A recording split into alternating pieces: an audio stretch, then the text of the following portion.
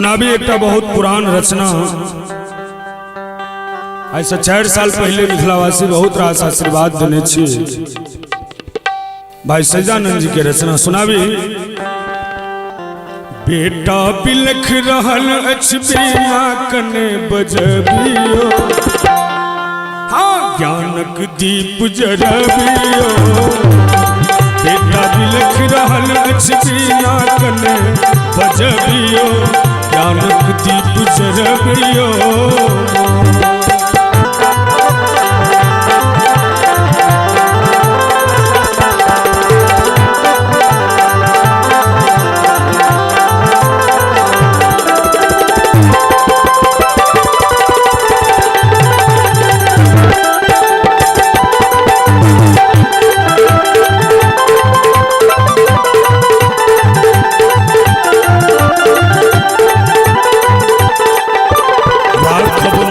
लता के लाज क्षमा करब हमर अपराध,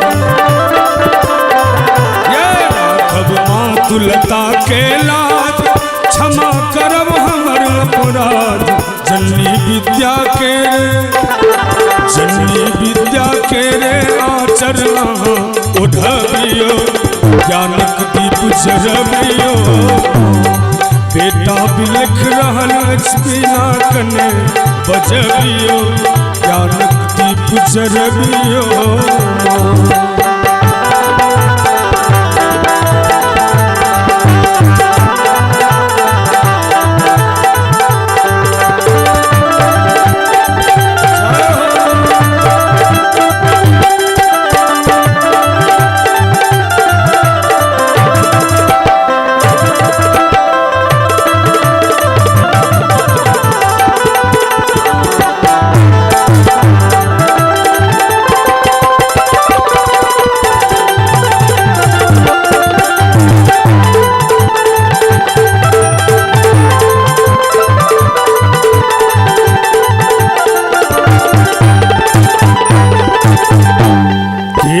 लिखलौं भागक खेल हमरा बना देलौं बकले,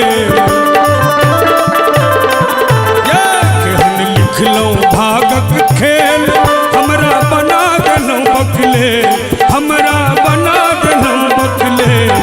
आबो करुण नयन सा काबिल अम्ब बनबियो, ज्ञानक दूत जरबियो।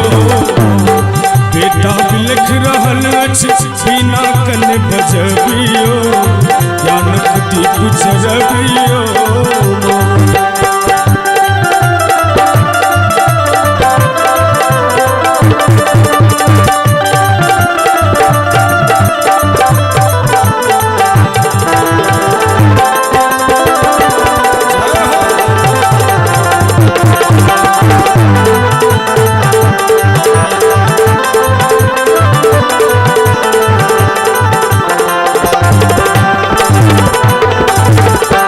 सच्चिदानंद की करत बखानी सुनियो शारदे महारानी, हये सच्चिदानंद की करत बखानी सुनियो शारदे महारानी। पुत्र अरविंद के माँ स्वर सा कने सजबियो, ज्ञानक दीप जरबियो।